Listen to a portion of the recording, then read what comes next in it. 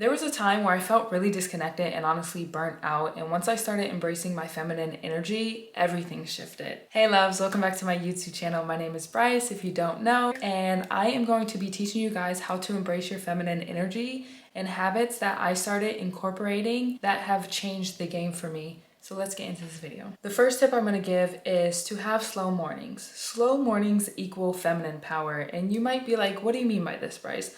What I mean by this is when you allow yourself to have a slow morning, you're allowing yourself to get focused. You're allowing yourself to be intentional. You're allowing yourself to have time just for yourself in the morning to start your day. Your mornings really do set the tone for the rest of your day, and that's why I'm super big on having slow mornings. Now, if you're watching this and you're like, listen girl, I have a 9 to 5, I recommend waking up earlier. I get up around like 6:30 now, and I was the type of person where I would get up as soon, like literally 5 minutes before I had to work. Before I had to clock in, I was up. I don't rush when I wake up. I make the bed, I journal, I have my coffee. I'm allowing myself to start my day peaceful, grounded, centered, and focused. And I feel like that's been a game changer. The next habit that I started doing is I started to dress more feminine. Now, there's no one way to look feminine, but you need to figure out what dressing feminine looks like to you. Now, for me personally, I have a couple ways that I like to dress more feminine, but something about a beautiful dress makes me feel super feminine. Wearing heels makes me feel feminine. And I also notice that colors make me feel more feminine. When I'm wearing black and white, like a dress that's like, say it's mostly white and black like I'm showing you right now, I feel super feminine. How you look sometimes affects how you feel. And that's why I always emphasize on dressing more feminine. Also, dressing more feminine could be wearing cute pajama sets at night. When I tell you, I put on the cutest pajama sets. I have some pajama sets from Victoria's Secrets. I have some from Amazon. I'll wear a beautiful nightgown and I just feel beautiful. I'm in my natural state. Hair is natural, no makeup on. I have a beautiful gown on and I feel gorgeous. And I'm just like, wow, like I'm able to feel super feminine in my natural state, and nothing is better than that. The next habit that I started incorporating is I'm not an impulsive reactor. If someone's disrespectful to me, if someone's rude to me, if I don't like the way someone looked at me, I don't react in an impulsive way. I take time to think for myself, or I literally don't even worry about them, because at the end of the day, they're probably hating, they're probably mad, and they probably have a lot of insecurities and issues within themselves, and I'm not going to allow that to bother me. So I feel like very feminine women are in tune with their emotional energy, and that allows them to not have such impulsive reactions.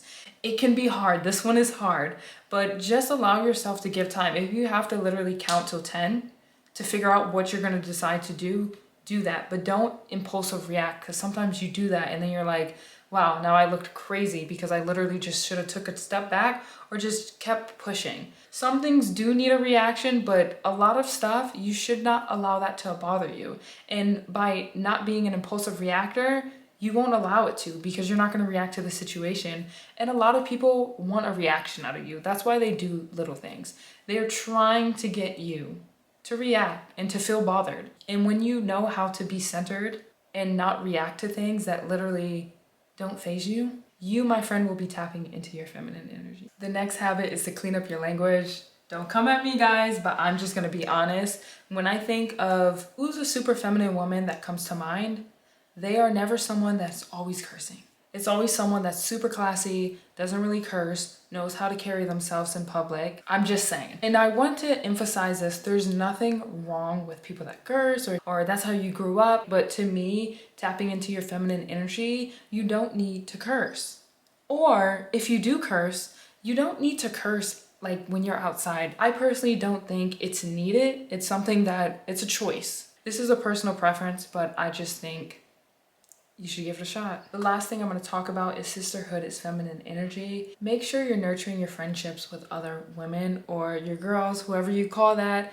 Make sure you're spending time with them. I love getting dressed, going to get drinks, going to dinner, doing something cute, taking pictures. Just being around feminine energy allows me to tap into my feminine energy. And that's something that I feel is super important, especially for my girls in relationships.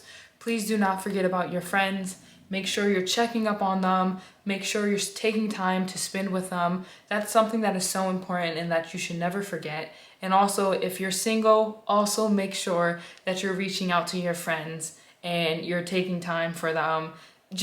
Regardless of your situation, make sure you're embracing your sisterhood and make sure that you're spending time and you're taking quality time out of your day whenever you have the time to spend it with your girls. Thank you guys so much for tuning into this video. I hope you found it helpful. These are just some habits that I started incorporating within my daily routine that I feel like have made me feel so much more feminine and has helped me tap into my feminine energy.